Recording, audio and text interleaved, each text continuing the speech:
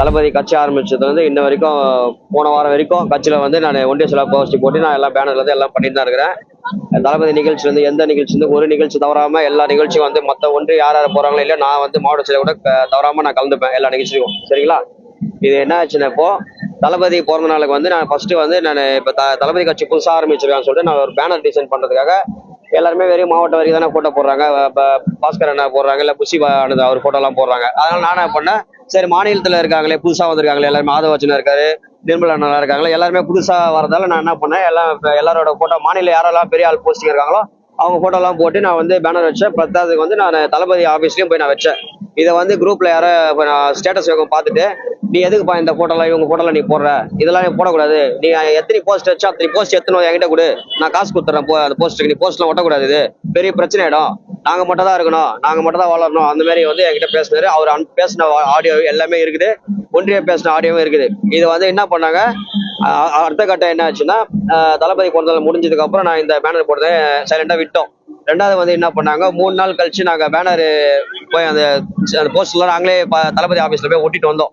ஒட்டிட்டு வந்து மீறி என்ன பண்ணிருக்காங்க, போன் பண்ணிருக்காங்க, இது மாதிரி நான் சொல்ல கேட்காம நீ ஏன் ஆபீஸ்ல போய் ஒட்டி வந்திருக்கீங்க, உங்களுக்கு என்ன தைரியம் இருக்கும். உடனே நம்ம எனக்கு ஒன்றிய செயலர் இருக்காரு, அவர் எனக்கு கால் பண்ணாரு. கால் பண்ணிட்டு வந்து எப்பா சரண்ராஜா நான் அது மாதிரி திருமலை பேசுறேன், நீ வந்து பேனர் டிசைன் போறலப்பா, அந்த நீ டிசைன் எது வேணா பண்ணிக்கோ, நீ தளபதினா போட்டுக்கோ யாரா போட்டுக்கோ, ஆனா உனக்கு கொடுத்த போஸ்டிங் மட்டும் நீ போடாத, உன் போஸ்டிங் எடுத்தாச்சுப்பா. நான் என்ன கேட்டேன், யார்ப்பா எடுத்தது போஸ்டிங்னு அப்படி கேட்டேன். உனக்கு யார் கொடுத்தது போஸ்டிங்னாரு. நீங்க கொடுத்தீங்க, மாவட்ட செயலர் கொடுத்தாரு, நாங்க 2 பேர் தான் எடுத்தோம், மாநிலமே எடுத்துச்சு, பொதுச்செயலரே எடுத்துட்டாரு, புஷியானதே எடுத்துட்டாரு, நீங்க போஸ்டிங் கிடையாது.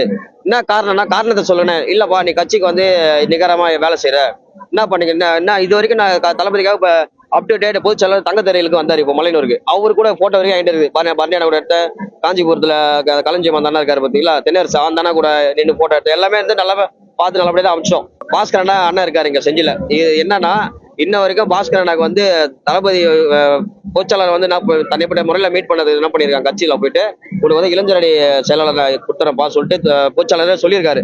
அது மீறி உங்களுக்கு வந்து பிரஸ்டீஜ் பத்தாவதுக்கு வந்து எங்க அந்த கௌரவ குறைச்சல்லாம் வந்து பாஸ்கர் அண்ணா வந்து மக்கள் செல்வாக்குல வந்து அதிகமா இருக்காரு செஞ்சில. இப்ப தளபதி வந்து சிஎம் ஆனாக்க பாஸ்கர் அண்ணாக்களை கொடுத்தாக்கா கண்டிப்பா வந்து பாஸ்கர் அண்ணா வந்து எல்லா மக்களையும் கவர் பண்ணுவாரு. அந்த ரீசனுக்கு வந்து இவரை வந்து கொடுத்துட்டாங்களே, அதனால பாஸ்கரை வந்து எந்த காரணத்துக்காக உள்ள எந்த ஒரு செயற்குழு உறுப்பினர், எந்த ஒரு நார்மலா அடிப்படை உறுப்பினர் கூட வந்து சேர்க்க மாட்டாரு. அவரு கூட